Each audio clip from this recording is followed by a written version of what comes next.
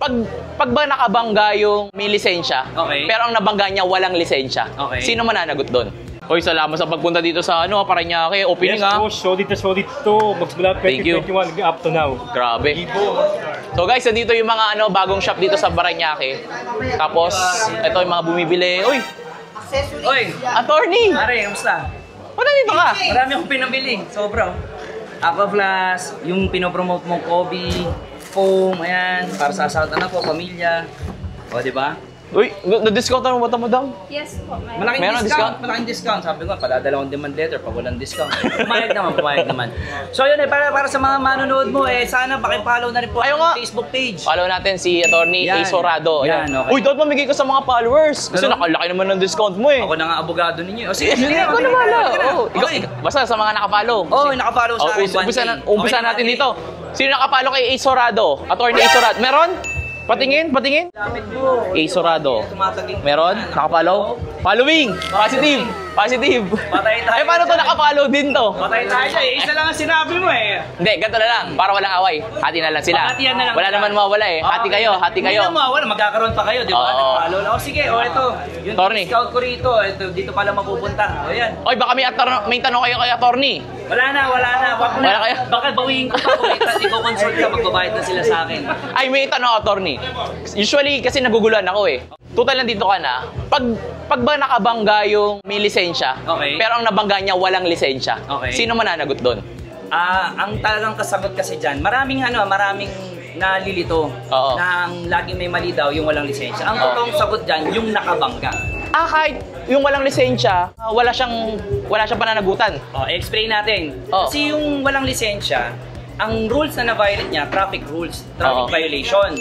Yung nakabangga, ang na-violate niyang batas ay revised penal code o yung reckless imprudence resulting in damage to property. So magkaibang batas. Pero hindi automatic na pag walang lisensya siya yung mali. Hindi ganun.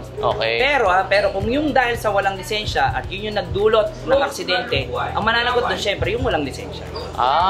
So mali yung ganun pananaw ng tao na kung sino yung walang lisensya, siya yung may mali. Hindi ganon. Kung sino yung nakadisgrasya. Kumbaga, yung may lisensya talaga yung may pananagutan. Oo, kasi nga, the more nga dapat mas maingat siya. May lisensya nga siya.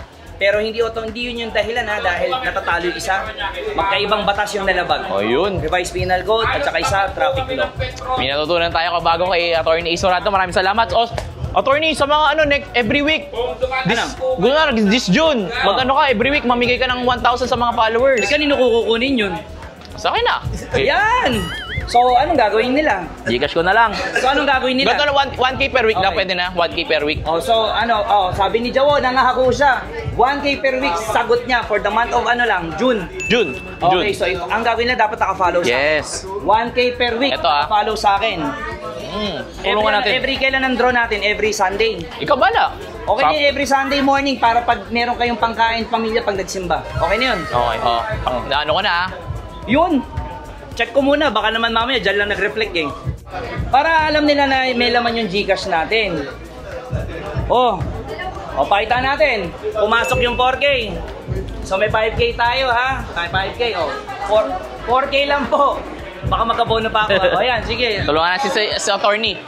Ikaw na mamigay, Attorney Thank you. Let's go. Sticker. Bigyan natin naman sticker sila. Maraming salamat sa mga pumunta. Thank you. Sana lang tapat ng Petron sa may anong to boss? Road? Kabiasnan, sa Kabiasnan.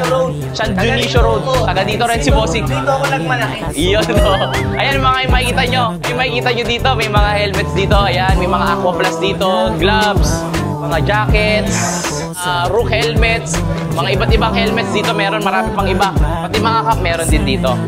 So, ayun. Ayun lang guys. Maraming salamat. Thank you for watching. Talo na dito.